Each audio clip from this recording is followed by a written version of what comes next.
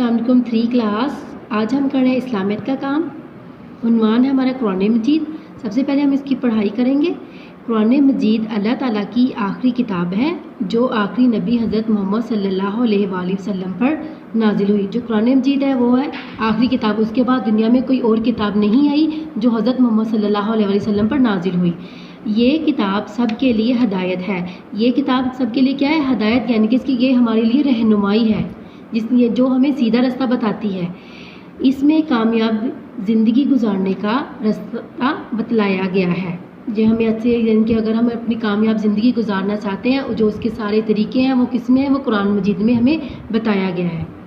कुरान मजीद से पहले अल्लाह ताला ने 3 किताबें नाजिल फरमाई। जो कुरान मजीद नाजिल होने से पहले 3 किताबें नाजिल हुई, और वो कौन सी हैं?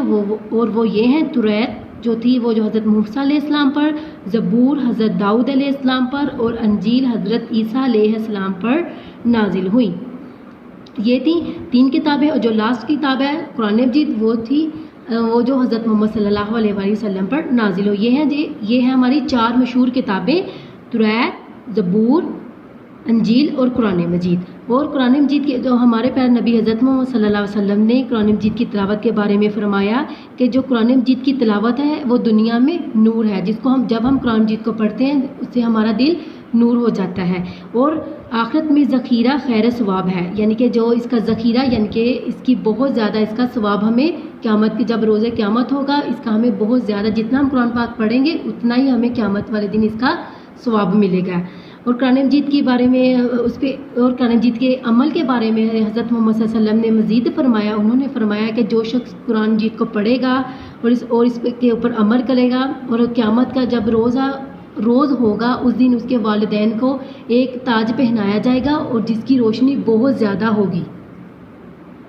और इसीलिए हमें चाहिए कि हम कुरान मजीद को ज़्यादा से ज़्यादा पढ़ें और उसको समझ कर पढ़ें और इसके ऊपर अमल करें, ताकि हमारे वालिदैन को वो ताज पहनाया जाए।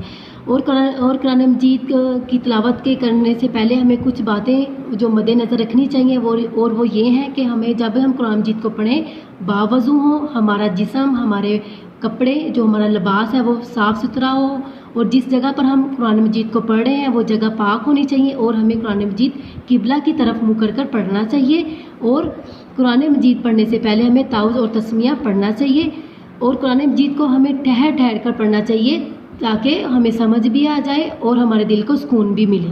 और जब भी कुरान मजीद पढ़ते वक्त हमें बातें नहीं करनी चाहिए। ओके ग्रेड 1, ओके ग्रेड 3, ये थी आज की आपकी रीडिंग। और अब हम इसके क्वेश्चन आंसर करेंगे।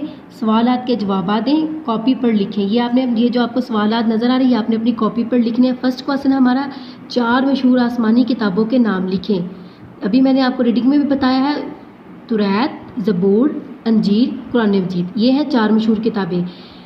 3 क्लास, सबसे पहले आप यहाँ पे लिखेंगे फर्स्ट क्वेश्चन, इसके नीचे आपने इसका आंसर लिखना है, इसके सामने आपने इसका जवाब नहीं लिखना, इसके नीचे ही एक लाइन छोड़कर आप इसका जवाब लिखेंगे।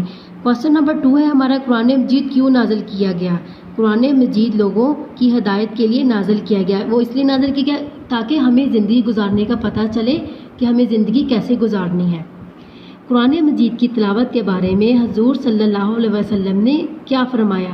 कुरान मजीद की तिलावत के बारे में हजूर सल्लल्लाहु अलैहि वसल्लम ने फरमाया, कुरान मजीद की तिलावत दुनिया में नूर है और आखिरत में ज़ख़ीरा खैर सवाब है। यानी कि जब हम कुरान मजीद को पढ़ते हैं तो हमें इसका सवाब मिलेगा। ज़ख़ीरा मतलब यानी कि हमें बहुत ज़्यादा सवाब मिलेगा।